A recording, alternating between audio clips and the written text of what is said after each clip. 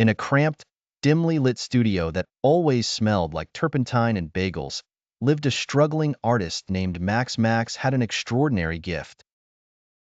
One day, while dabbing his brush with frustration at yet another rejected piece, he suddenly felt a jolt as the painting began to shimmer. To his astonishment, an exaggerated version of a dapper, mustached gentleman stepped right out of the canvas, straightening his monocle and tipping his hat in greeting.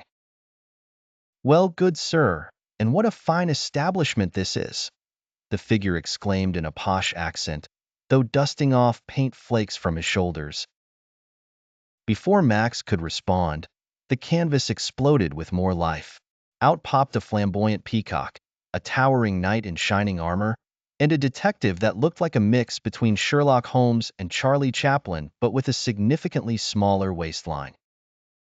The studio turned into a whirlwind of colors and characters almost immediately.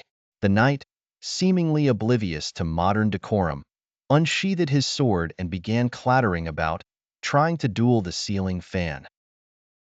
The detective commenced an unnecessarily intricate investigation on why the paint tubes were lined up in a rainbow order, all the while flashing a magnifying glass in Max's eyes. Meanwhile, the peacock fanned out its kaleidoscopic tail, flapping around the room and knocking over precariously balanced easels. "Oh no, oh no, this isn't happening," Max mumbled, pinching himself, but not waking from what seemed like a fevered dream. Realizing the magnitude of the fiasco, Max swiftly grabbed his paintbrush and palette. This was his studio. He had to fix this madness.